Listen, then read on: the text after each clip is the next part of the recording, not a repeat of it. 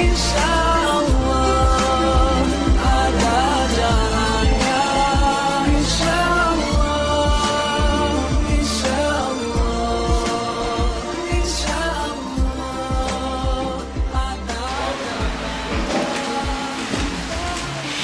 Bismillahirrahmanirrahim. Assalamualaikum warahmatullahi wabarakatuh.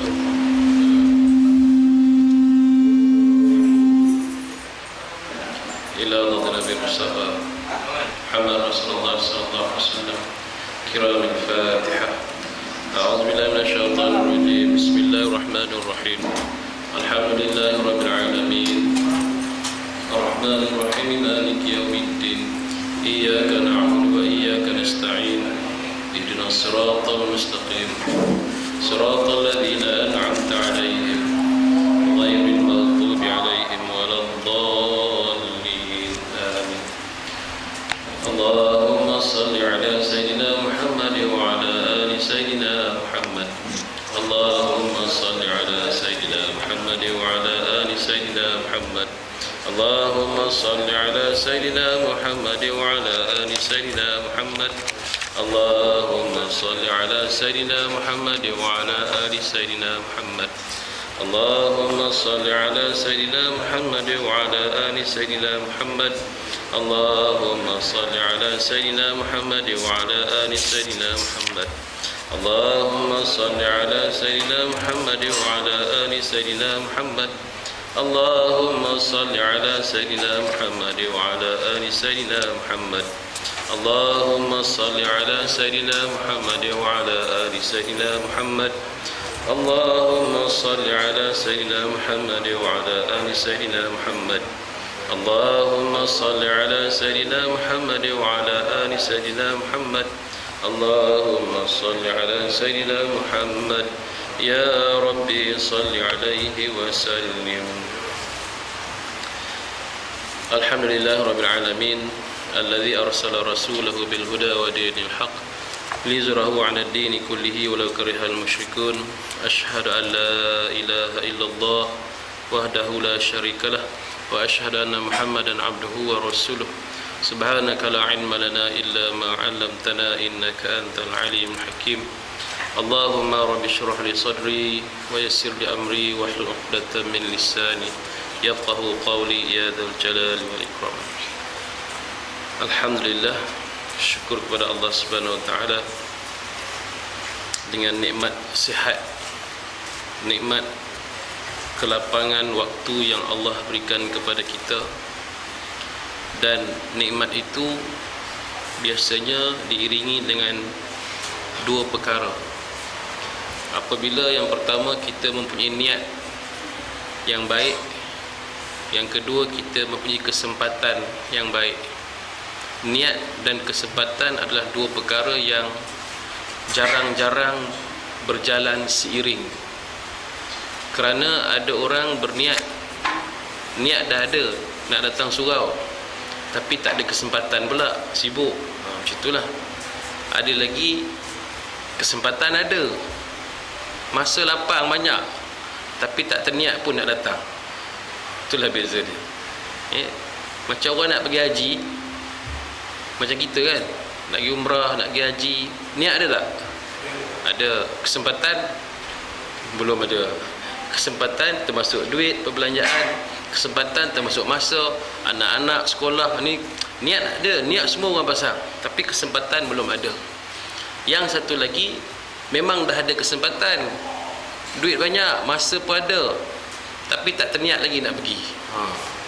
Kalau ni faktor N dan K, N niat, K kesempatan. Faktor N dan K ni kalau dah berjalan seiring, berjalan sama-sama, maka jadilah sesuatu perkara. Niat ada, kesempatan pun ada, maka terlaksanalah perkara yang kita nak buat. Macam itulah dalam hidup ini biasanya. Tapi jarang-jarang dapat jalan sama-sama N dan K ni. InsyaAllah. Jadi InsyaAllah pada malam ini ayat 197 dari surah Al-Baqarah, juzuk yang kedua. A'udzubillahi minasyaitonirrajim. Bismillahirrahmanirrahim. Al-hajju ashhurun ma'lumat faman farada fihinna al-hajj fala rafasa wala fusuqa wala jidala fil hajj wa ma taf'alu min khairin ya'lamhu Allah wa tazawwadu fa inna khayra zadi taqwa wattaquni ya ulil albab.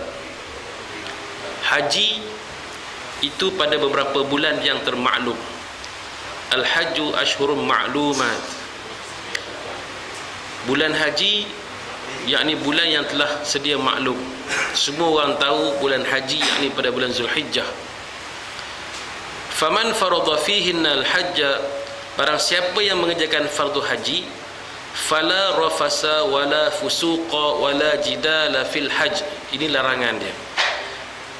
Maka tiada dibenarkan, pertama sekali bersetubuh, yang kedua tidak boleh berbuat maksiat, wala fala rafasa wala fusuqa wala jidal, dan tidak boleh pula bertengkar pada waktu haji. Kalau kita pergi ke Mekah pada musim haji, ada di kalangan di tanah suci Arab tu sendirilah, dia tampal stiker ayat ni di tepi-tepi tembok. Dululah masa berjalan, sekarang susah nak tampal kot. Nak mengingatkan manusia, faman farada fihinnal hajja fala rafasa wala fusuqa wala jidal. Ini larangan khusus, memang tidak dibenarkan. Yang pertama, tidak boleh bersetubuh dengan isterinya. Yang kedua, tidak boleh berbuat maksiat.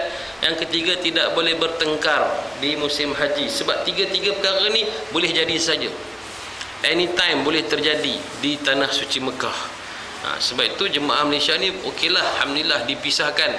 Kalau 30 hari, 40 hari, 40 hari terpisah, isteri bilik lain, perempuan laki pun bilik lain. Yang masalahnya yang ambil 2 orang sebilik, dia ambil bilik sebilik 2 orang, nak duduk sana. Orang pekik-pekik kaya ni nak duduk sebilik 2 orang. Okey, tapi boleh jaga tak benda ni? Pada musim haji larangan, tidak boleh. Pada musim haji yang termaklum tadi, wa ma taf'alu min khairin ya'lamhu Allah, apa jua pun kebajikan yang kamu buat, wa tazawwadu fa inna khairaz zadi taqwa, sesungguhnya nescaya Allah mengetahuinya. Ya'lamhu Allah, apa saja yang kamu buat dengan kebajikan, nescaya Allah mengetahuinya. Wa tazawwadu fa inna khairaz zadi taqwa, berbekalah kamu, sesungguhnya sebaik-baik bekalan adalah yakni bekalan taqwa. Wattaquni ya ulil albab, takutilah azabku hai orang-orang yang berakal.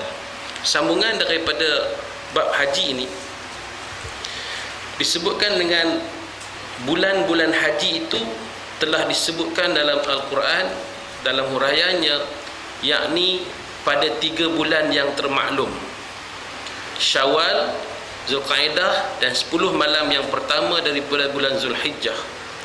Bulan Syawal, Zulqaidah, dan 10 malam Zulhijjah. Maknanya habis saja raya puasa, lepas tu orang dah mula bersiap-siap untuk pelaksanaan ibadah haji. Bulan Syawal tu dah termasuk 3 bulan dalam musim haji. Sebab tu bila habis raya siap-siap orang nak dengar nak pergi berangkat dah ke tanah suci dah. Bukan lepas raya baru nak kursus. Lepas raya baru nak kursus haji. Dah terlambat dah. Ni sekarang orang dah kursus dah. Sebelum puasa lagi dah. Ada 16, 17, 18 siri. Tapi itulah jemaah kita ni kadang-kadang kursus bersiri-siri. Sampai sana satu ilmu kursus pun dia tak pakai. Dia pakai ilmu dia sendiri. Dia pakai ilmu yang dia tengok orang kat sana macam ni, dia ikut, dia tiru habis. Kebanyakan macam itulah. Yang ilmu yang dia belajar tu supaya jangan begini, sampai sana habis. Bayangkan dalam Masjidil Haram, sembahyang, ni cerita dulu, sekarang saya dah tak tahu macam mana keadaan Masjidil Haram. Dalam satu saf ada lelaki, ada perempuan, bercampur habis. Sebab jemaah Indonesia pun ramai macam tu. Jemaah daripada luar Turki saya ceritalah, dia campur habis dekat duduk tempat lelaki, tempat perempuan. Kita sujud depan, kita sembahyang sini, perempuan sembahyang depan kita situ. Dia duduk sujud rokok depan tu, tertongging-tongging itu. Ya Allah. Datang jemaah Indonesia, duduk laki bini sebelah-sebelah, sembahyang berjemaah sama-sama. Imam depan, kita pun duduk sebelah dia juga.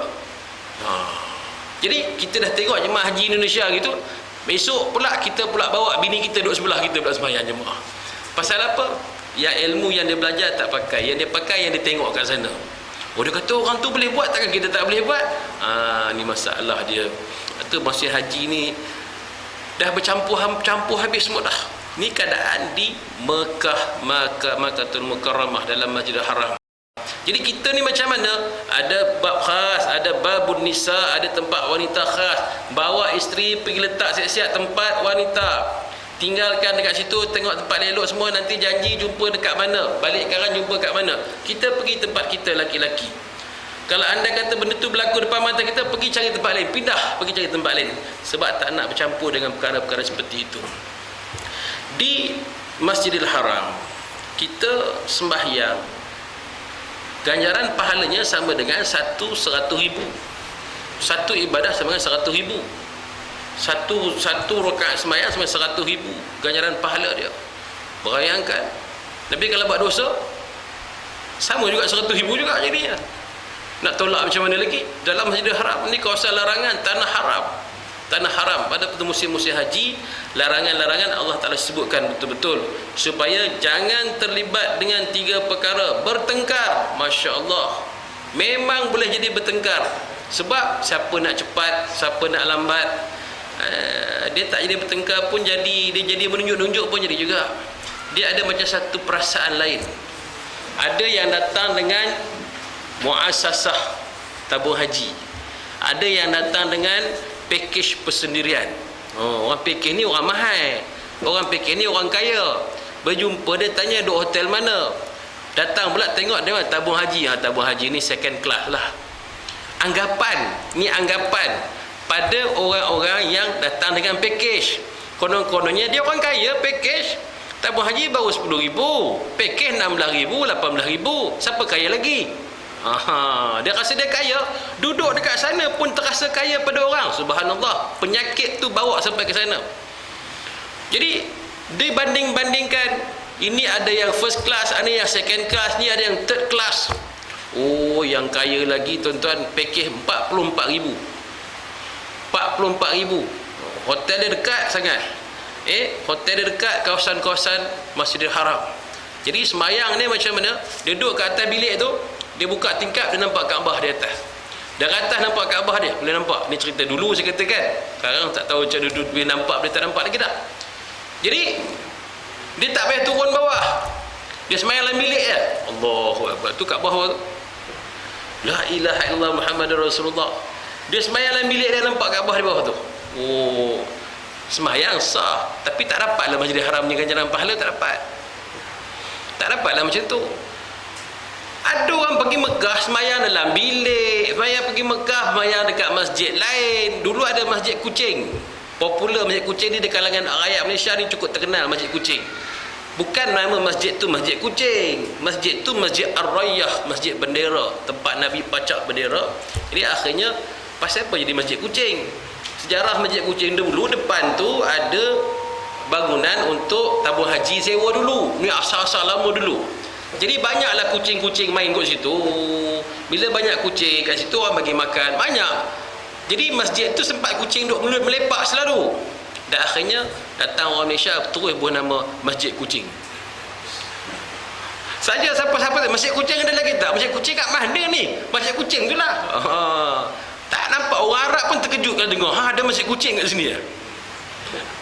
Orang Melayu yang pandai-pandai buh nama tu Masjid Kucing tu. Sekarang dah tak ada, dah roboh semua, dah jadi dataran, jadi bus stand di kawasan tu kan. Jadi pada musim haji, di larangan ini Allah Taala sebut sebab kemungkinan untuk berlaku 3 perkara ni memang bila-bila masa sahaja. Termasuk tidak boleh berbuat maksiat apa saja dalam musim haji, dalam kawasan-kawasan larangan, waktu-waktu terlarang ini. Maksiat bukan hanya yang kita buat dengan mencuri, mengambil barang orang. Kita bersiku, menyiku orang, kita bertengkar, kita bergaduh, kita nak siapa dulu. Balik hotel nak makan, tengok makanan dah habis, balik terlambat, orang ramai dalam keadaan bersesak-sesak, macam-macam boleh jadi.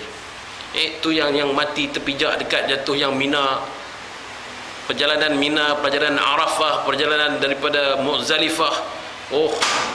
Ada satu Pak Haji cerita, saya ingat dulu dia balik haji, dia cerita, saya ustaz masa dekat Muzdalifah tu macam mana, jadi orang dah ramai, saya nak dapatkan bas cepat, saya dengan orang rumah saya, jadi saya baling beg saya ikut tingkap masuk dulu, saya duduk kat bawah, bas dah sampai, kalau kita naik bas berebut-rebut, jadi macam mana, saya ambil beg tu, saya baling ikut tingkap masuk dulu, jadi saya dah booking seat siap-siap.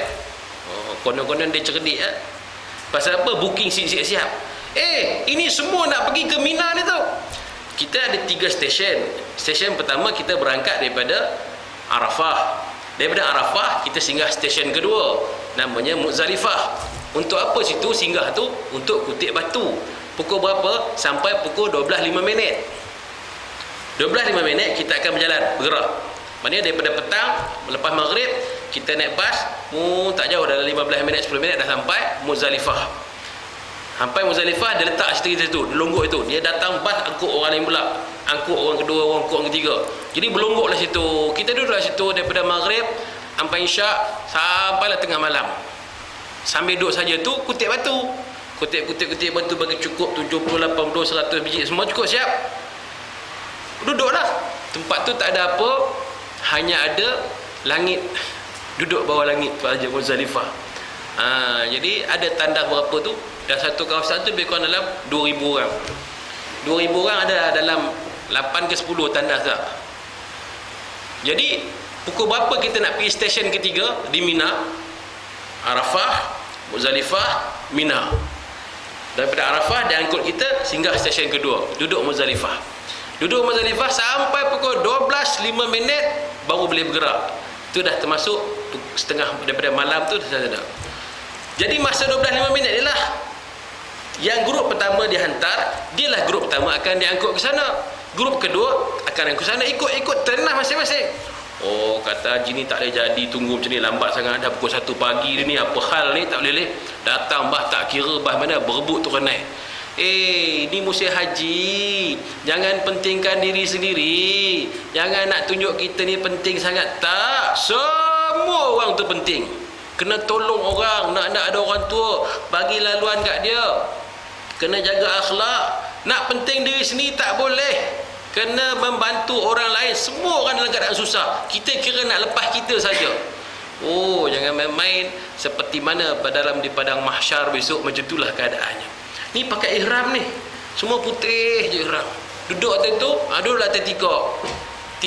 Bawah tanah pasir, entang tika. Tika mana? Tu Telekom bagi tika, yang gulung-gulung tu Telekom punya sponsor bagi tu. Masa tu baru teringat penting juga tika ni.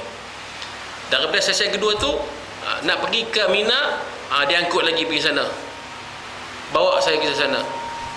Sampai di Mina, ada yang malam tu 12.05 dah bergerak, ada pukul 1 pagi dapat turn, ada pukul 2 pagi tak dapat lagi, ada sampai pukul 3 pagi, ada sampai besok pagi subuh pun tak dapat lagi. Dan lagi kena hujan lebat pula malam tu. Ada jemaah kena malam tu pula ditakdirkan hujan lebat. Bayangkan pakai ihram, bumbung tak ada, apa pun tak ada, hujan lebat, nak menyorok mana? Duduk di situ ni dengan beg-beg basah semua ni, habis semua. Masa tu lagi ujian Allah Ta'ala bagi. Masing-masing punya tahun, masing-masing ujian. Allah bagi cepat, Allah bagi lambat, Allah bagi hujan, Allah bagi ujian, berbagai-bagai ujian Allah Ta'ala bagi pada tiap-tiap tahun jemaah satu tahun. Masing-masing punya bahagian, masing-masing. Daripada Muzdalifah, lalu kita diangkut bawa pergi ke Mina. Sampai di Mina barulah ada selesa, kemah dah ada siap. Kemah pun cantik, macam kemah besar tu, kemah besar, kenuri besar tu, yang besar tu. Duduk dalam tu ramai-ramai, berimpit juga, duduk dalam tu berimpit juga, 16 orang satu kemah, 16 orang berimpit, beg disusun memang ngam-ngam badan kita, macam tidur dalam liang lahat tu lah. Tidur ni ngam-ngam kita terlentang itulah, sebelah kita walin, sebelah kita walin, sebelah kita walin, sebelah kita walin, kepala kita ni lah beg, ujung kepala kita orang lain pula belah sana. Jadi belah sini 8, belah sana 8, 16. Itulah 3 hari. Itulah duduk, itulah tidur, itulah semayang, itulah nak salin baju, itulah semua kat situ. Tak ada tempat. Luar kemah ada tandas kat luar sana. Tandas duduklah, tunggulah kat tandas. Tunggu pula dekat tandas. Standard nak masuk tandas setengah jam. Kalau sakit perut, tarik nafas banyak-banyak, setengah jam baru boleh masuk tandas. Baris pergi kat tandas tak ada yang free, semua adalah tandas berapa orang, satu tandas 10 orang. Tunggu dengan tuala satu, buat gigi satu kan, tunggu. Kalau nak mandi tak apa, buat sakit perut, kawan dalam bilik air tu pula basuh baju. La ilaha illallah Muhammadar Rasulullah. Orang dah tunggu dekat luar ni berbaris bergamin panjang, dalam bilik air pula siap bergencah, mandi, sakan, basuh baju. Orang cakap jangan cuci baju, ni bukan tempat dia nak cuci baju. Orang Malaysia kat mana pun nak menyuci, Mak Haji tu dah biasa. Tak boleh lah, Mak Haji tak biasa lah, Mak Haji nak cuci baju juga. Air dah lah cukup sikit situ. Memang mineral water tu lah pakai. Bukan ada bilik mandi, bilik itulah toilet, itulah bilik mandi, itulah segalanya. Jadi kita kena ingat, orang sedang tunggu dekat luar. Secepat mungkin keperluan kita selesai terus keluar. Masa tu tak ke tumbuk pintu rasa. Tak ke rasa perut dah sakit, orang lah bum, cepat. Tak siapa ke siapa. Boleh jadi macam-macam hal dalam 3 tempat ni. Oh, itu sebabnya ketika di 3 stesen tadi, Arafah, Muzdalifah, Mina, semuanya dalam keadaan yang cukup perjalanan yang sangat-sangat memerlukan kesabaran yang tinggi. Sebab itu manasik haji ni perjalanan mental dan fizikal. Masya-Allah, diuji kita mental dan fizikal kita. Kesenang pada masa hari Arafah disuruh rehat cukup-cukup. Hari Arafah tu pagi tu berehat cukup-cukup. Jangan duk sibuk nak bangun sembahyang tengah malam, nak qiyamul lail. Tak payah, tidur je situ. Sebab apa? Waktu terpentingnya besok tengah hari. Start daripada zuhur, itulah turunnya para malaikat berkumpul di sana untuk mengangkat doa semua jemaah haji yang dikatakan masuknya waktu wukuf di Arafah. Bila sudah wukuf di Arafah ketika itu, maka turunlah para malaikat. Macam nak tunggu malaikat nak turun ni. Memang dibagi tahu ni waktu dia zuhur. Jadi sana ada khutbah. Sebab tu tuan-tuan bukalah TV tengok. Pada orang hari Arafah tu buka TV tengok doa hari Arafah tu. Tak apa, duduk rumah sama-sama amin sekali. Mudah-mudahan Allah terima. Hari tu hari turunnya para malaikat yang mana Allah Ta'ala menyebutkan, aku berbangga melihat kepada umat hamba-hambaku. Satu-satu harinya yang Allah Ta'ala sebutkan, aku berbangga melihat, wahai malaikat, turun hari ni, turun sekarang. Masa bila? Waktu zuhur pada hari Arafah. Untuk apa?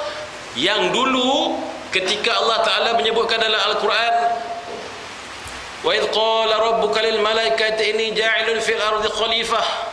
Apabila Allah Ta'ala menyeru kepada para malaikat, bagi tahu lil malaikati inni ja'ilun fil ard, aku nak jadikan manusia di muka bumi ini.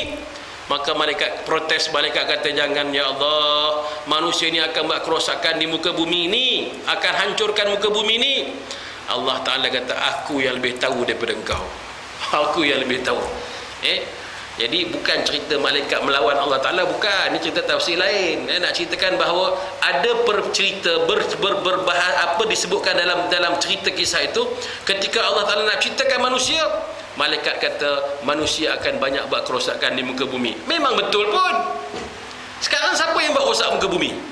Malaikat tak pernah buat rosak muka bumi. Itik ada itik buat rosak muka bumi? Tak ada, dia tak buat apa pun. Kucing lagi tak buat apa-apa. Ada pula kucing kita buat rosak muka bumi? Tak, habis sangat dia berak situ je, seketul dah. Dia pun tak makan ikan, dia makan tulang. Dia makan hampas-hampas gitu je lebih kurang. Tapi kucing rumah saya special, makan roti gardenia lagi. Makan coklat semua, kita makan semua, dia telan habis. Masya Allah.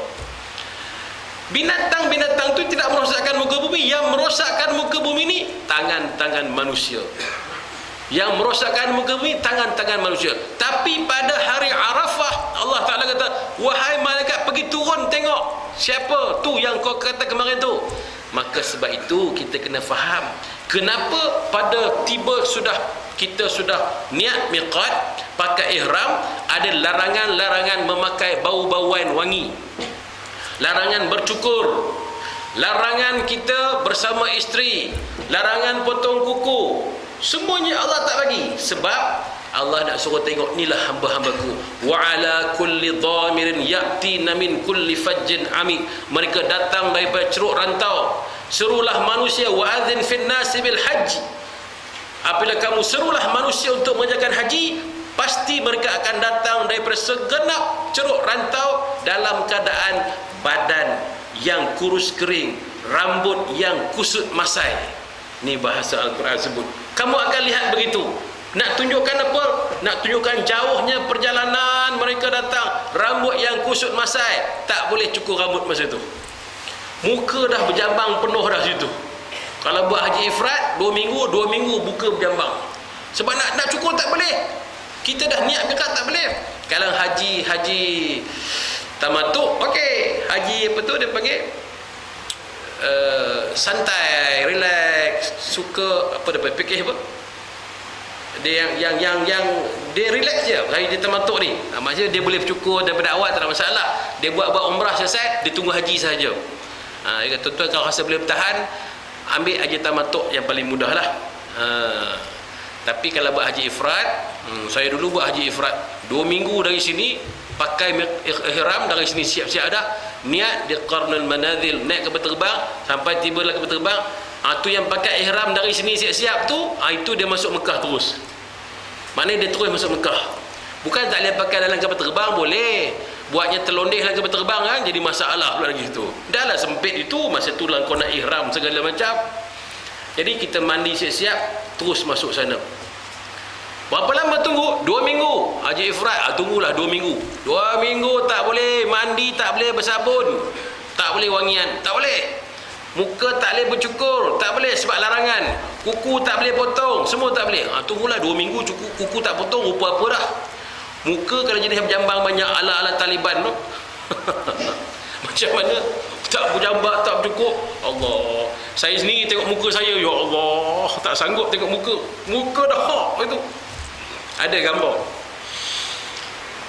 Sampailah kita daripada Arafah, Muzdalifah, Mina, melontar sampai hari kedua selesai melontar, barulah dapat bercukur.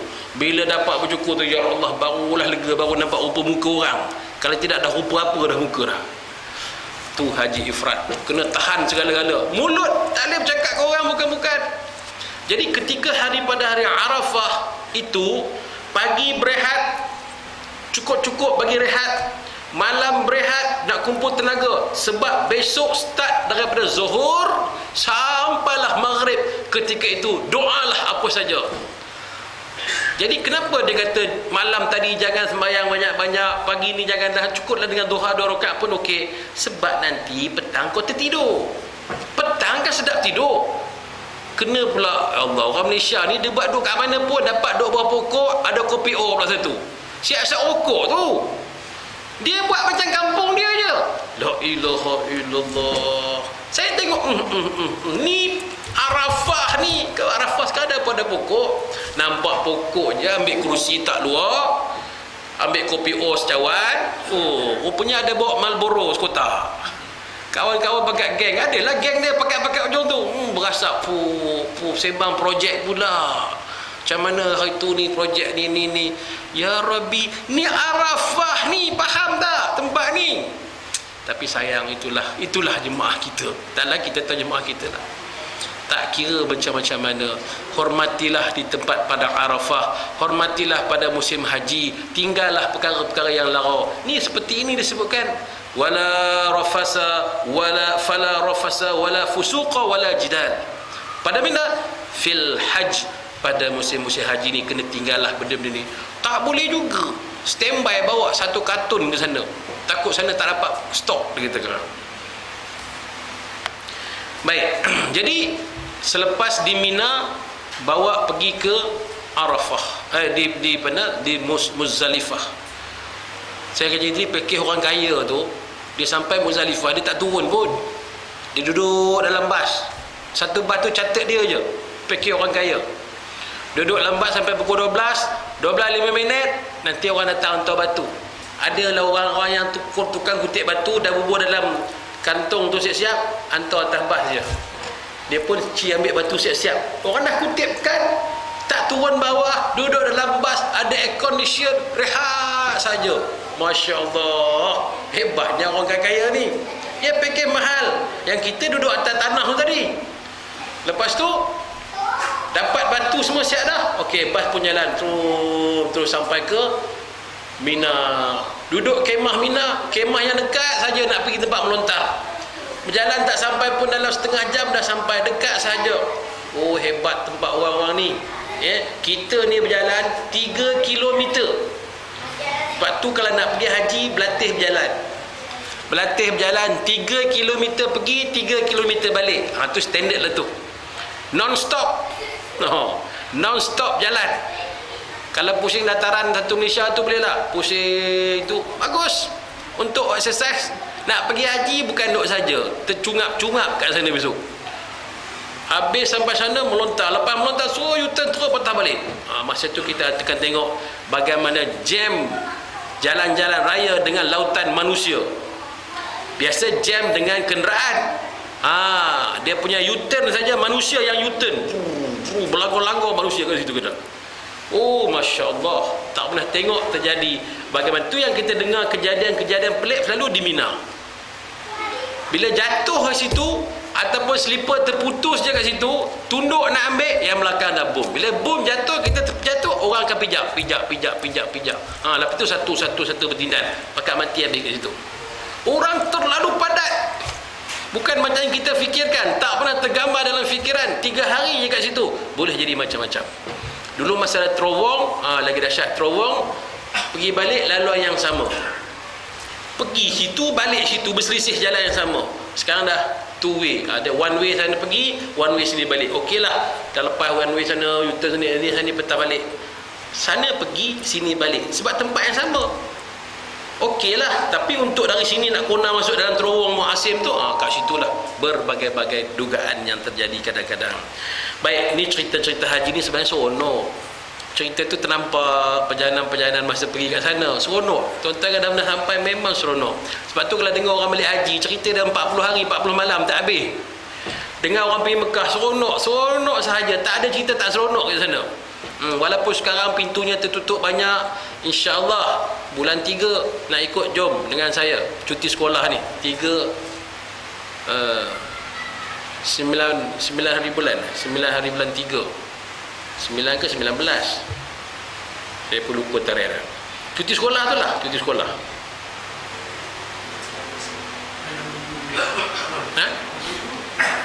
Bulan 3. Apa, tambang berapa ribu? Tu kena cerita personal, tak ada cerita dalam ni. Februari 9 hingga 20. 9 Mac sehingga 20 Mac. Ini bersama dengan Kopetro. InsyaAllah saya sendiri yang bawa sebagai mutawif untuk sana. Dalam 2 bas 80 orang. So ni katanya dah tinggal lagi 20 seat je. 60 orang dah di booking semua dah. Kalau siapa-siapa berminat nak ikut, jomlah. Dia ada package tu yang ada 4 orang, 2-3 orang sebilik, 4 orang sebilik, 2 orang sebilik. Yang 2 orang sebilik tu mahal lah kan. Lepas tu hotel yang berapa star pula jenis tu. Yang ni yang terdekat lah, yang terdekat. Jadi bukan nak cerita pasal umrah, nak cerita seronoknya pergi umrah. Kalau tuan-tuan ada rezeki, ada kelapangan, insya-Allah. Niatlah dulu. Niat saya nak pergi, insya-Allah Allah kabulkan. Sebab siapa yang pergi umrah, Allah bagi dia kaya. Tak ada orang pergi umrah, orang balik haji jatuh miskin. Tak ada. Kalau tengok orang pergi haji, balik-balik duduk tepi jalan tu menung. Pasal apa haji? Inilah pergi umrah punya pasal. Ni miskin habis sekarang. Tak ada duit dah sekarang. Tak ada. Makin kaya lagi ada. Satu. Yang kedua, dan dah pergi sekali, dah akan pergi jadi kali kedua. Pasal apa? Ada doa ketika kita tawaf wida, hari terakhir kita nak tinggalkan Mekah. Masya Allah, kita menangis-nangis di hadapan Allah Ta'ala. Ya Allah, jangan kau jadikan ini sebagai terakhir untuk aku sampai ke sini, ya Allah. Izinkan aku untuk sampai lagi ke tempat ini, ya Allah. Doa tu di depan Kaabah. Makbul, insya-Allah, datang lagi. Jadi apa saya nak sarankan? Kalau teringat nak pergi umrah, tinggalkan semua hal dunia, ambil duit pergi je. Jangan cerita hal. Cerita sibuk, cerita kerja, cerita tak cukup duit, ni semua orang sibuk lah. Biasalah semua orang sibuk, bukan kau seorang je sibuk. Tak cukup duit, semua orang tak cukup duit. Berapa duit yang cukup?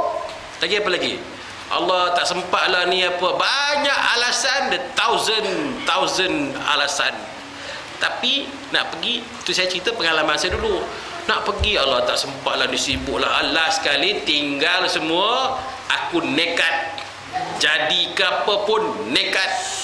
InsyaAllah tinggal habis. Duit tak cukup, korek, tabung berhabis. Yang mana ada dalam simpan-simpan sikit, nekat habis, clear. Nak pergi 3 beranak. Rumah, anak, saya. Pergi. Berapa jumlah? Tak kira 10,000. Masa tu 10,000 cukup lagi. 15,000 cukup lagi. Korek berhabis. Saya cerita nekat. Pasal apa? Aku kali ni aku dengan Allah Ta'ala. Apa jadi, jadilah. Tinggal. Ni kat sini ni macam mana kau nak tinggal tu, nak tinggal. Tinggallah. Mati tinggal semua apa. Macam kita hidup tak mati-mati. Habis kalau kita mati ni, siapa nak buat ni, siapa nak urus ni? Berlambak orang uruskan besok. Dan kita rasa kita penting benar kat dunia ni. Jadi kalau kita mati ni, kerja-kerja pejabat, siapa nak berlambak orang lain pejabat besok. Habis kalau kita tak mati, memang tak ada orang nak lantik pun. Kenapa nak lantik kan? Imam tak mati-mati, siapa nak di imam? Dia seorang imam. Kalau imam mati, baru nak imam nombor 2, baru dapat seorang ganti. Macam tu juga kan. Kalau dulu pencen umur 55, jadi bila pencen 55, orang bawah naik ke atas, orang baru boleh masuk. Sekarang pencen naik 60. Bila naik 60, 5 tahun lagi lah kena tunggu yang keluar graduation berlambak tu, bertimbun-timbun nak masuk ke mana, atas tak bergerak. Betul? 60, bila naik 60, jadi orang tu naik lagi, yang bawah nak masuk tak lepas. Sebab atas dah penuh. Tapi kalau atas dah keluar, boleh yang ni naik atas sikit, yang ni boleh bergenjak lagi. Macam itulah. Jadi cerita pasal duit ni tuan, bukan nanti duit cukup. Tak. Kumpul betul-betul niat, Allah Ta'ala izinkan sampai. Penting tau. Menjadi tetamu Allah. Kaki kita ini sudahkah sampai berpijak tu di tanah keliling Kaabah? Sudahkah kaki kita ini kita mentawaf keliling Kaabah? Mata kita ini sudahkah dapat tengok Kaabah depan mata? Sehebat-hebat mata kita pernah tengok berbagai-bagai, kalau kita tak dapat tengok Kaabah depan mata tuan-tuan, kaki dapat pijak di keliling tawaf, dapat sa'i, dapat merasakan suasana di sana, tu baru Makkah. Azam simpan dalam hati, nak pergi cepat segera ke sana. Kalau ada perlu jual-jual lah, ada Volkswagen buruk lama tinggal kat rumah tu, ada motor antik tu, pergi beli motor antik baru pula. Tadi saya tinggal kedai, nak repair apa benda tu, tengok motor antik ni mahal loh. Motor lama tu, Kapcai lama tu, yang gear satu depan tu, saya tengok harga dia 13,500. Saya tergelak, ya Rabbi, motor ni kita main kerja ayam ni dulu, sekarang dia buat cantik-cantik 13,000. Tapi ada orang minat kumpul barang-barang antik. Daripada kumpul barang antik, pergi jual hak antik tu, pergi ke Mekah. Pergi ke Mekah, selesaikan tugas kita dengan Allah Ta'ala dulu. Nak tunggu haji lambat, nak tunggu dapat rezeki musim haji lambat lagi. Kalau daftar tahun ni 2016, jawabnya kita dapat tahun 2090 lebih. Umur kita sekarang campur je lah. Campur tengok siapa yang jalan dulu. Tawaran mana sampai dulu? Tawaran ke alam kubur dulu ke, tawaran ke haji dulu sampai? Habis duk tanya, macam mana ustaz, apakah hukum, cerita hukum apa? Saya nak pergi umrah ke, saya nak pergi haji ke? Tengoklah tawaran tu. Kalau tawaran kata tahun depan, okey, alhamdulillah. Kalau tawaran 2095 tu besok, dekat tahun 3000 pun sampai, Allah, ada rezeki pergi umrah, insya-Allah. Time bila nak sampai haji tu, kerja Allah. Allah akan jemput. Jangan bimbang, yang penting daftar tabung haji, daftar nama siap-siap. Dah daftar nama, lepas tu boleh jadi selepas kita pergi umrah, balik daripada umrah tu besok, tiba-tiba terus Allah panggil jemput pergi haji. Boleh jadi nama naik. Tak ada mustahil. Kalau tak daftar, memang dia macam permintaan. Pergilah minta, pergi minta kerja tu. Dia kata malah minta abah, kalau minta pun tak dapat. Kau kalau minta pun tak dapat. Kalau minta ada dua, mungkin dapat, mungkin tak dapat. Betul. Tapi kalau tak minta, confirm tak dapat. Betul. Memang tak dapat, memang tak minta. Jadi nak pergi haji ni, syarat dia daftar tabung haji dulu. Boleh jadi dia panggil, boleh jadi tahun depan, boleh jadi akan datang. Kalau tak daftar, confirm kau tak akan dapat. Jadi kerja pertama, buat tu dulu. Baik. Waktu mengerjakan haji itu adalah pada 3 bulan yang termaklum, Syawal, Zulqa'dah dan 10 malam yang pertama dari bulan Zulhijjah. 1 sampai 10 Zulhijjah.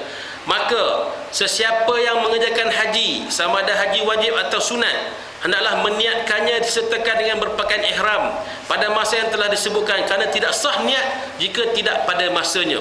Tidak sah niat jika tidak pada masanya. Dalam ini disebut haji wajib atau haji sunat. Haji wajib tu yang mana? Haji wajib yang sekali tu. Yang first time kita pergi tu haji wajib. Maksudnya melepaskan rukun Islam yang kelima tu haji wajib.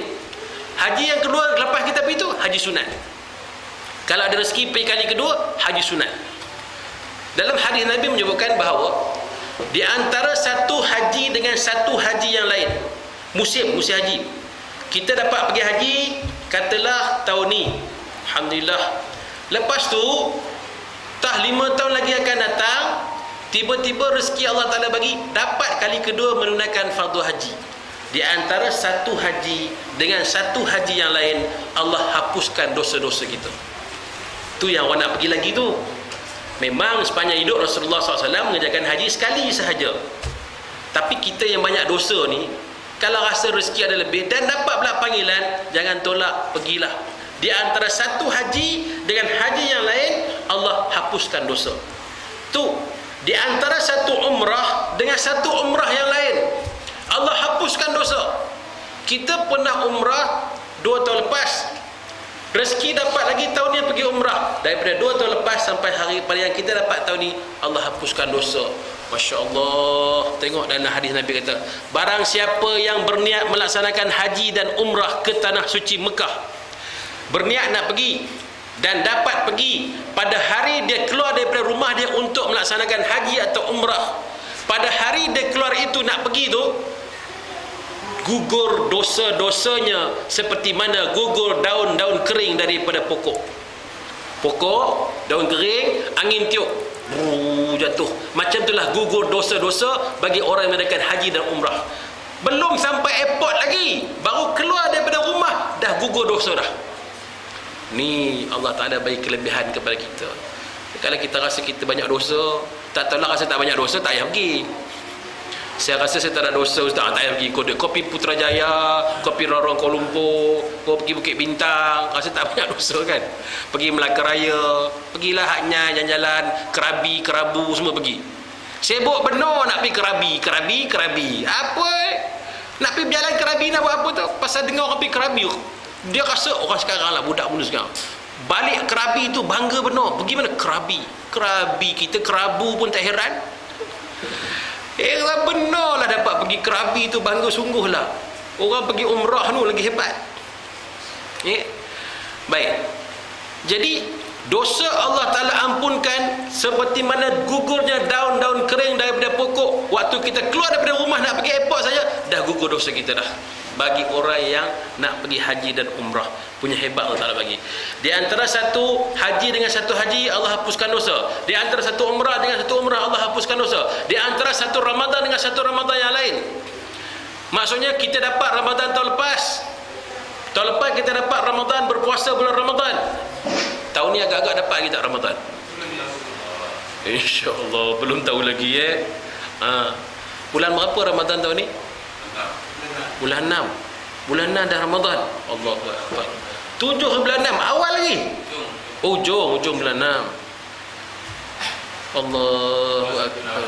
Sempat tak kita Ramadan tahun ni? Kalau dapat kita Ramadan tahun ni, Allah hapuskan dosa-dosa kita daripada Ramadan tahun lepas. Sebab itu kenapa kita gembira sangat nak sambut Ramadan. Ya Allah, berdoa ya Allah, lagi seminggu ya Allah nak Ramadan ya Allah, sampaikan aku dalam Ramadan. Allahumma barik lana fi Sya'ban wa barik lana Allahumma barik lana fi Sya'ban wa ballighna Ramadan. sampaikan kami pada bulan Ramadan. Daripada Rajab lagi, Allahumma barik lana fi Rajab wa Sya'ban. Ya Allah, berkatilah kami pada bulan Rajab wa Sya'ban dan Sya'ban, wa ballighna Ramadan, dan sampaikan kami pada bulan Ramadan. Daripada Rajab dah minta dah supaya ballighna Ramadan, bagi sampai ya Allah, bagi sampai ya Allah Ramadan. Bila sampai saja satu Ramadan, Allahu Akbar, syukur kepada Allah. Kerana apa? Allah dah janji nak hapuskan dosa-dosa kita semua. Ada orang suka juga nak sambut Ramadan sebab dapat meniaga bazar Ramadan. Balighna Ramadan, ya Allah, punya dah daftar dah, isi borang siap dah. 3 bulan sebelum lagi puasa dah isi borang. Untuk apa? Nak meniaga bazar Ramadan. Seronoknya bazar Ramadan, subhanallah. Jadi pesta makanan. Kita seronok berpuasa, dia seronok meniaga. Tak apalah, masing-masing orang punya rezeki, tak ada masalah. Tapi jangan salah berniat Ramadan itu untuk berniaga. Ramadan itu bulan penghapusan dosa. Gembiranya Allah Ta'ala nak bagi Ramadan kepada kita. Jadi ada orang lagi 2 hari nak masuk Ramadan, tiba-tiba bam, meninggal dunia. Nak masuk Ramadan ni macam pengantin baru tau. Kita ni macam pengantin baru, kena jaga diri. Orang kata apa? Darah darah manis lama ha. Darah manis. Jaga diri, jaga kesihatan, bersihkan badan, macam pengantin baru. Nak sambut Ramadan, gembiranya, tukar baju baru untuk Ramadan, pergi Bali beli jubah baru, pergi Bali pakaian baru, songkok baru, nak sambut Ramadan. Bergembiranya dengan Ramadan. Kenapa? Ni Allah nak hapuskan dosa-dosa kita semua. Kena buatlah tahun ni kan. InsyaAllah tu kita ceramah nanti dah masuk Ramadan, kita cerita. Dia seronoknya Ramadan. Di antara satu Ramadan dengan satu Ramadan, Allah hapuskan dosa. Di antara satu umrah dengan satu umrah, Allah hapuskan dosa. Oh, lambatnya nak dapat haji, ya Allah. Satu haji dengan satu haji, tak payah, lambat lagi. InsyaAllah setahun ke setahun ada masa. Itu pun lama, wahai Allah. Ramadan ke Ramadan, setahun-setahun, ya Allah. Allah bagi lagi peluang di antara satu Jumaat dengan satu Jumaat yang lain. Every week, minggu ni kita dapat Jumaat, tapi belum tentu Jumaat depan kita dapat. Betul? Boleh jadi sebelum Jumaat Allah ambil kita. Kalau dapat Jumaat depan, Allah hapuskan dosa dalam masa seminggu itu. Di antara satu Jumaat dengan satu Jumaat, Allah hapuskan dosa. Ya Allah, sempat ke Jumaat ni kita? Kan gembiranya sambut hari Jumaat. Alhamdulillah, dapat aku hari Jumaat lagi. Walaupun bangun lambat subuh Jumaat, walaupun tak dapat sujud sejadah pagi Jumaat, tapi dapat hidup hari Jumaat, kira syukur lagi. Minggu ni terlepas, minggu depan terlepas, berapa tahun dah 12 tahun terlepas manjang subuh Jumaat. Azamlah sembahyang Jumaat pagi, bawa pergi ke surau, datang beramai-ramai sembahyang sujud sejadah pagi Jumaat. Satu-satunya pada pagi Jumaat yang kita sembahyang dalam subuh itu sembahyang sujud sejadah. Ada kawan ni tak pernah datang surau, dengar-dengar pagi Jumaat teringatlah balik rumah mak mentua, kahwin dengan orang sini. Yang menantu ni pergilah surau pagi Jumaat, sembahyang subuh, balik rumah dia kata, bah, cakap pak mentua dia, surau tu sembahyang tak betul tu. Apa pasal? 3 rakaat bah dia sembahyang subuh. 3 rakaat macam mana tu? Yalah 3 rakaat, saya tengok sujud, lepas tu bangun berdiri balik, lepas tu sujud lagi, lepas tu rokok. Sembahyang apa? Saya tak pernah sembahyang. Nak tunjuk pandai tapi nampak bodoh dia. Nak tunjuk pandai tapi nampak bodoh dia. Nampak sangat tak pernah datang subuh pagi Jumaat. Benda ni bukan berlaku kat sini. Sampai Mekah pun orang tak tahu tu. Subuh Jumaat, bila imam baca surah Sajadah, kita dah tahu dah. Alif Lam Mim Tanzilul Kitab la raiba fihi min Rabbil Alamin. Am yaquluna iftarah. Ini surah Sajadah. Kita dah tahu lagi ada sujud sejadah. Tapi jenis tak biasa sembahyang sujud sejadah ni, bila imam Allahu Akbar, imam sujud, kita duduk barisan tu, barisan yang ke 180 ke belakang. Ni betul-betul terjadi di Madinah. Saya sembahyang, duduk barisan belakang, Allahu Akbar, imam sujud, kawan sebelah saya rokok. Sudah, saya sujud, dia rokok. Dalam hati kita kan cuak, dia ke betul, aku yang betul, dia mana satu betul ni kan? Boleh jadi salah seorang salah, tak, dia betul, aku yang salah. Sudah, kata kan. Tapi yakin kita, aku betul. Lepas tu imam pun Allahu Akbar. Imam tak sebut Sami Allahul Mahmidah. Kalau bangun dia baru kuat Sami Allahul Mahmidah. Allahu Akbar, dia mana betul lah tu, betul tu. Kawan ni balik bilik kami bangga lagi. Sembahyang subuh pergi tadi. Kat Raudah lagi kata dia. Ada yang sujud, ada yang rokok. Jadi macam mana? Kalau sembahyang dah tak ikut imam, imam sujud, kita rokok, maknanya batal sembahyang. Jangan duk tak reti sangat. Jadi kau kena qada balik sembahyang tu, tak ada apa pun. Pasal apa? Pasal tak pernah pergi surau pagi subuh Jumaat. Di antara satu Jumaat dengan satu Jumaat yang lain, Allah hapuskan dosa. Sama kan cerita lama, orang tak pernah pergi sembahyang. Dia sembahyang pun setahun sekali, main Jumaat je. Sembahyang Jumaat dengan sembahyang raya, apa beza? Sembahyang Jumaat khutbah dulu, sembahyang kemudian. Sembahyang raya, sembahyang dulu, khutbah kemudian. Kawan sampai sembahyang raya dengan samping semat kami, sampai terlambat, dia tengok-tengok orang khutbah. Oh, okeylah khutbah. Dia pun duduk sama-sama. Dia duduk fikir sembahyang raya macam sembahyang Jumaat. Sebab lepas khutbah akan sembahyang. Habis khutbah, orang bakat-bakat salam. Dia pun salam. Lama dia tanya, imam tak sembahyang ke? Dia kata, tak, ni sembahyang raya. Kawan bagi tahu sembahyang raya, tak dah sembahyang. Pasal apa sembahyang dulu, dia kata. Patutnya sembahyang lepas khutbah. Sama tadi. Dah tukar ke sekarang ni sembahyang pakai sembahyang dulu baru khutbah, dah tukar. Nak tunjuk pandai rupanya bodoh. Dalam agama ni jangan duk pakai otak sendiri je. Dia pergi sembahyang terlambat, dia ingat dia betul sembahyang betul ke? Allahu Akbar. Allah nak hapuskan dosa. Wahai Allah, seminggu pun lambat ya Allah, nak tunggu ni Jumaat ke Jumaat Allah nak hapuskan dosa. Kalau haji memang lambat dah dapat peluang kali kedua susah. Umrah tunggu ada duit payah. Ramadan setahun demi setahun.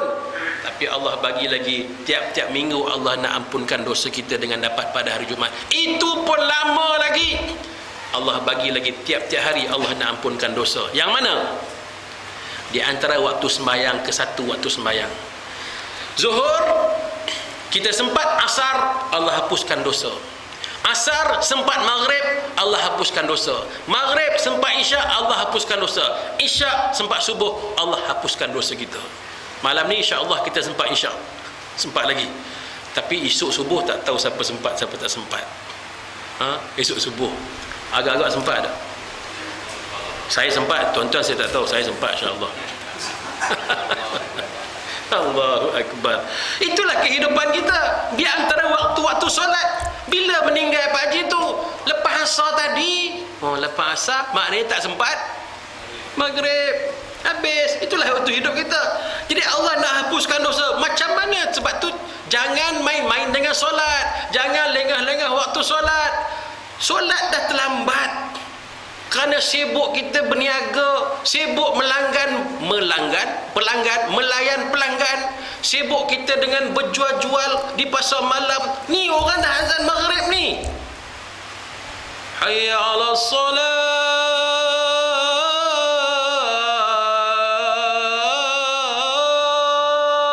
Dah panggil hayya 'alas salah, panggil sembahyang. Hayya 'alas salah.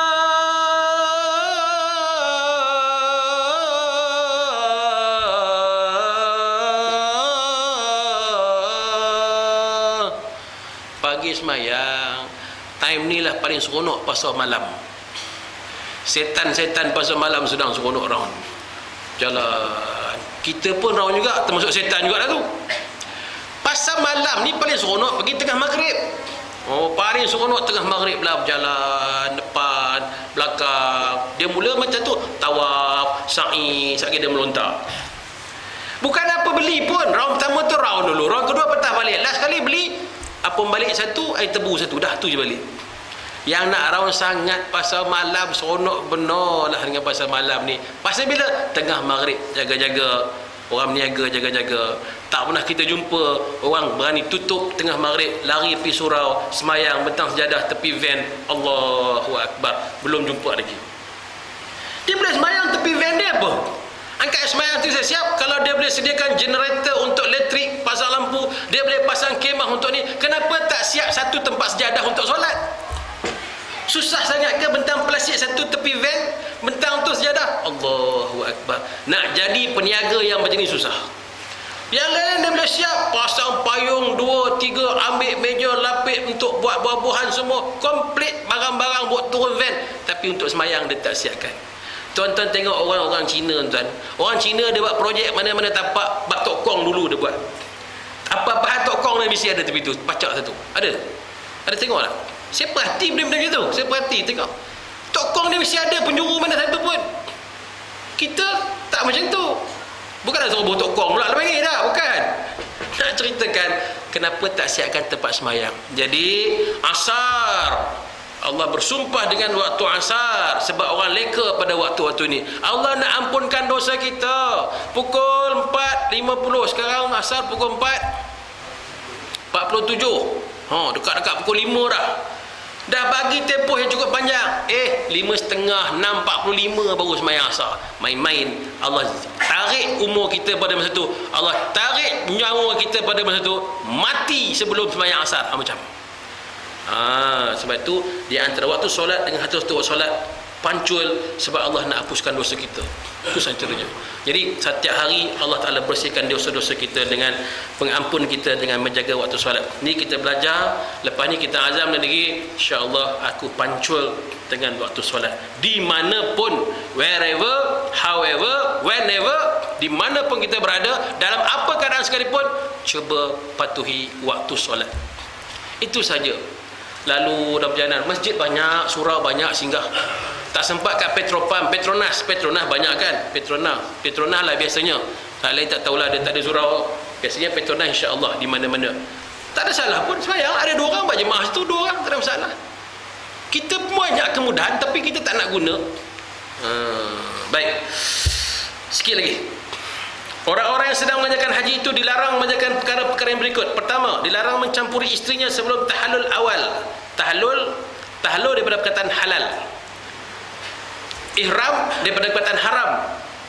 Jadi bila sudah pakai ihram, maknanya sudah haram 13, 15 larangan, tak boleh buat. Untuk menghalalkan balik semula daripada yang haram tadi, dia kena tahallul. Kalau tak boleh tahallul, bahlul dia panggil. Tahallul tu gunting rambut. Bila sudah gunting rambut, maka halal lah perkara-perkara yang haram tadi selesai. Macam mana? Bila pakai ihram, kita tawaf. Lepas tawaf, kita sa'i. Lepas sa'i selesai, kita pun gunting. Gunting itulah tahallul. Maka lepas tu dah okey dah, clear dah. Boleh pakai baju biasa dah. Selagi belum bergunting, selagi belum tahallul, belum halal. Tu kena faham istilah. Apa itu tahallul? Tahallul dia perkataan halal. Ihram dia perkataan haram. Kan ada satu semayang namanya takbiratul ihram. Apa itu takbiratul ihram? Takbir yang mengharamkan.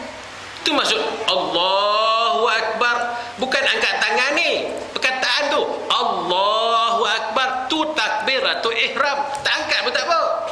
Tapi pelik penuh tak angkat. Ni dia ni Wahabi ke apa ni? Wahabi saja kan. Allahu Akbar. Kau siapa badan itu? Mana boleh Allah Akbar tak angkat tangan? Biasa kan bisa angkat tangan. Ni takbiratul ihram. Takbir yang mengharamkan semua perbuatan-perbuatan daripada luar sembahyang. Bila sudah takbiratul ihram, haram. Makan contohnya. Tengah sembahyang duk makan gula-gula. Haram. Bercakap sebelum takbiratul ihram halal, sudah takbiratul ihram haram. Senyum ketawa dalam sembahyang haram. Itu nama takbir yang mengharamkan. So bila boleh halal? Takbiratul ihram ni bila akan halal? Setelah bagi salam. Assalamualaikum warahmatullahi. Assalamualaikum warahmatullahi. Dah halal dah. Dah boleh dah. Macam tu nama dia ihram tadi. Yang salah apabila orang sembahyang tidak ada takbiratul ihram. Masa bila? Yang selalu terjadi. Kita terlambat masbuk. Imam sedang rokok. Kerana kita nak kejar rakaat tu supaya dapat, kita terus laju-laju masuk. Allahu Akbar, terus rokok. So di mana takbiratul ihramnya? Sebab bila nak rokok, dia ada takbir yang memisahkan antara rukun. Dia kena Allahu Akbar, takbiratul ihram dulu, lepas tu Allahu Akbar untuk rokok. Barulah nama dia 2 takbir. Tapi kalau dengan 1 takbir Allahu Akbar, zuk tu ni, maka tak sah sembahyang dia. Dia kalau tak mengaji macam mana, kalau tak belajar macam mana, dia rasa betul dah, rupanya salah. sembahyang salah, tak betul. Baik, jadi ihram maknanya haram. Untuk halal dia kena tahallul. Kan dah faham istilah tu senang. Ni dah kira separuh kursus haji saya bagi ni kan ni. Tadi cerita Arafah, Muzdalifah, Mina dah nampak sikit-sikit dah kan. Tak payah pergi kursus haji depan ni, dia faham dah insya-Allah. Kerana mencampuri isteri itu merosakkan haji. Orang yang berbuat demikian akan didenda, akan dikenakan kafarah. Kafarah dia bukan main-main, menyembelih seekor unta. Ada duit ke nak beli unta? Unta padang pasir, unta. Itu dia. Nak cari seekor unta dan mesti meneruskan pekerjaan hajinya. Haji dia teruskan, tapi kena sembelih seekor unta. Kambing pun dah 4-500, 7-800. Kalau unta, paling mahal lah unta. Kemudian kena qada hajinya pada tahun hadapan. Haji tahun tu cancel, batal.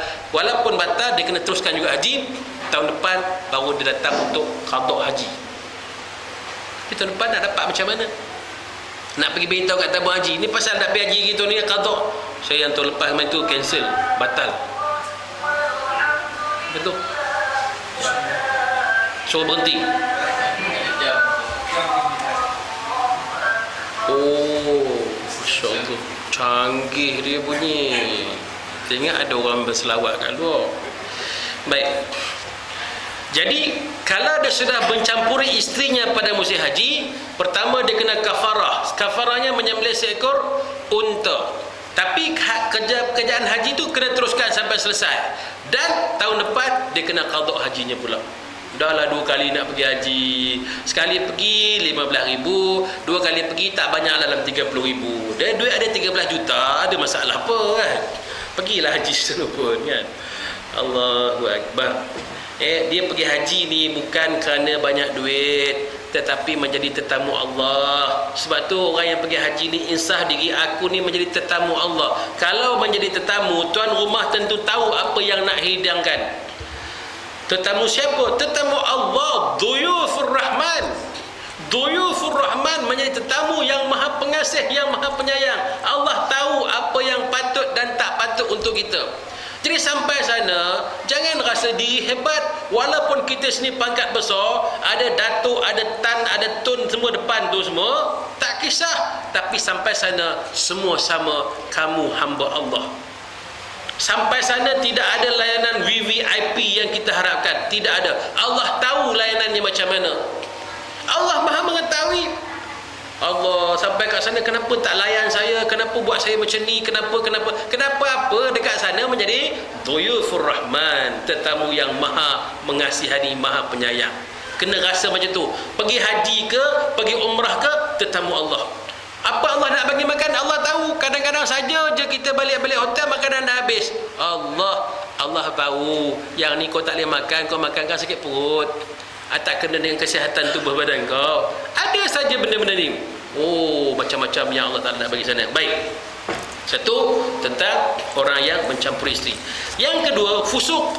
Sebab sebut tadi, wala fala rafasa wala fusuq.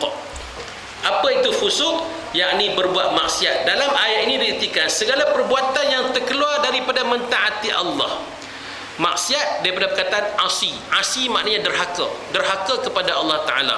Apa-apa saja yang menunjukkan derhaka kepada Allah, maka itu nama dia maksiat.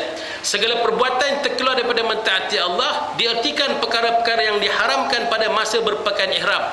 Itu larangan tu masa ihram. Seperti membunuh buruan darat yang tidak buas, mengerat kuku, mencabut bulu ataupun rambut, ataupun diartikan juga dengan mengejek-ngejek orang dengan gelaran yang tidak baik. Dia jumpa macam-macam orang, itu juga termasuk fusuk. Termasuk juga disebutkan yang diharamkan berbuat maksiat. Membunuh binatang, mengerat kuku, mencabut bulu ataupun rambut. Kalau dia gugur dengan sendiri, itu lain. Tapi kalau pergi saja pergi cabut, itu termasuk fusuk. Kita kata berbuat maksiat macam mana kat sana, melanggar larangan-larangan musim bila pakai ihram tu adalah termasuk fusuk. Jadi nak badan mandi tak sabun 13 hari boleh ke? Mandi gitu tak sabun. Ada seorang jumpa, dia kata, saya ni ustaz, badan saya jenis bau ustaz. Ni kalau kat sana badan saya berbau, saya segan, saya nak pakai odorono semua tak boleh, nak pakai ubat ketiak tak boleh. Jangan risau. Di Mekah, Madinah ni special. Badan tak berbau. Kat sana jenis panah yang tak bau. Tuan-tuan bayangkan 3 juta orang berkumpul, kalau pakai berbau semua apa jadi? Berbau semua orang. Tak, yang datang daripada nu lagi teruk tu, yang belah-belah Afghanistan, apa Gostan tu kan. Tu jenis mandi 13 hari sekali pada. Duduk bawah kemah itu je, duduk tepi jalan ikut dan tak berbau. Tu hebatnya di Mekah Madinah. Allah bagi begitu. Bumi Madinah, nanti kita bumi Madinah lagi hebat. Bumi Madinah tak boleh tutup muka, ubat kepada seluruh tubuh badan kita di bumi Madinah. Di Mekah, subhanallah, Allah bagi hebat cuacanya, walaupun ramai manusia, badan tak berbau. Dan motong kuku, pakai wangian, mencabut bulu ataupun rambut, ini termasuk wala fusuk, dalam larangan-larangan dalam musim haji. Ataupun mengejek-ngejek orang, bagi gelaran macam-macam dekat sana, Masya Allah, ini termasuk fusuk. Dan daripada Abu Hurairah radhiyallahu anhu katanya, saya mendengar Rasulullah sallallahu alaihi wasallam bersabda, man hajja walam yarfus walam yafsuq raja'a ka yaumin waladathu ummuhu. Barang siapa mengerjakan haji, tiada ia bersetubuh dan tiada berbuat maksiat, kembalilah ia bersih dari dosa sebagaimana pada hari ia dilahirkan oleh ibunya. Siapa-siapa yang dalam mengerjakan haji tidak ada rafasa, tidak ada fusuqa wala jidal, selamat 3 perkara ni, maka dia balik daripada musim haji seperti mana bayi baru dilahirkan. Inilah disebut dengan haji mabrur ataupun haji makbul, diterima oleh Allah Ta'ala. Itu saja. Jadi 3 perkara ini dijaga, insya-Allah semua orang boleh pada haji itu, insya-Allah hajinya mabrur, Allah terimanya. Dan terakhir, dilarang bertengkar, berjidah atau berdebat-debat dengan yang menyebabkan kemarahan antara seorang dengan yang lain. Dilarang bertengkar, jidal, artinya maksudnya berdebat untuk menyebabkan kemarahan. Perkara fusuk dan jidal dalam ayat ini ialah ditegah di dalam sebarang masa, sepanjang masa dilarang. Tetapi sangat besar larangannya jika dilakukan pada waktu mengerjakan haji, kerana sangat buruknya dan tidak layak. Kita duduk satu hotel bangunan dengan orang daripada belah-belah India ni. Dia masuk lift, dia bawa kari masuk dalam lift. Dia cedok-cedok kat hotel, masuk lift bawa kari. Tumpah pula kena dekat kain umrah kita. Ya Allah, masa tu tak ke menyirap. Kain umrah warna putih, kawan bawa kari, tup. Kan orang dah ramai, orang banyak tumpah. Masa tu rasa-rasa nak marah dah. Menguji kesabaran. Lemua ni dengan geng-geng India ni, sakit hati aku. Dah mengata pula. Ada lagi, tunggu lift ramai, ramai nak masuk lift dalam waktu yang sama serentak. Macam mana supaya kita dapat dulu? Kita lari ke naik ke tingkat 2, kita tahan lift kat sana, zoom kita masuk dulu. Kita sudah pentingkan diri kita sendiri, tak pentingkan saudara kita. Tak boleh juga. Macam mana? Sabar je lah duduk kat sana, macam itulah. Sabar, insya-Allah. Sekejap lagi sampai elok. Tunggu lift saja jadi bergaduh. Masuk dalam lift pun boleh bergaduh. Dah menghina, mengejek orang tu dan orang ni. Ni sebab ada fusuq wal jidal ni, boleh jadi di sana macam-macam. Masya-Allah. Ayat yang berbunyi, wa ma taf'alu min khairin ya'lamhu Allah. Apa jua kebajikan yang kamu buat, nescaya Allah mengetahuinya. Maksudnya tiada satu pun amal kebajikan manusia yang terlindung melainkan Allah mengetahuinya. Yakni semuanya ada pahala. Maka gantikanlah larangannya dengan mengerjakan suruhannya. Gantikanlah menyetubuhi isteri dengan bertutur kata yang baik kepadanya. Gantikanlah perbuatan maksiat dengan kebaktian dan takwa. Begitu pula pertengkaran dan perdebatan. Hendaklah digantikan dengan persefahaman dan pergaulan yang baik. Kerana sesungguhnya dalam melaksanakan ibadah haji itu banyak terdapat godaan-godaan yang besar, cobaan-cobaan yang datang dengan tidak disangka-sangka. Sesuai dengan nilainya suatu ibadat yang besar memerlukan tenaga rohani dan jasmani, begitu pula harta dan masa. Jika rosak hajinya, alangkah ruginya, alangkah besar ruginya, kerana semua tadi akan menjadi sia-sia belaka. Sebab itu 3 perkara ni larangan yang sangat berat ketika melaksanakan haji. Ujian-ujian Allah bagi berbagai-bagai yang tak disangka-sangka. Apa kita perlu buat? Balik kepada tajuk kita pergi ke sana sebagai Duyufur Rahman. Apa itu? Menjadi tetamu Allah, tetamu yang maha agung, yang maha penyayang, yang maha pengasih kepada kita. Dah tentulah Allah tahu nak bagi apa yang terbaik kepada kita. Pergi sana, buang semua gelaran, buang semua pangkat, buang semua harta dan ingatan, buang segala-galanya. Aku hanya nak jadi hamba Allah Ta'ala sahaja. Wallahu a'lam bissawab. InsyaAllah kita sambung pada yang akan datang. أعوذ بالله من الشيطان الرجيم بسم الله الرحمن الرحيم الحمد لله وعلى الصلاة والسلام على أشرف الأنبياء والمرسلين وعلى آله وصحبه أجمعين اللهم ارحمنا بالقرآن العظيم واجعلنا إماما ونورا وهدى ورحمة اللهم ذكرنا منه ما نسينا وعلمنا منه ما جهلنا وارزقنا تلاوته آناء الليل وأطراف النهار واجعله لنا حجة يا رب العالمين سبحانك اللهم وبحمدك أشهد أن لا إله إلا أنت أستغفرك وأتوب إليك صلى الله عليه وسلم محمد والحمد لله رب العالمين السلام عليكم ورحمة الله وبركاته.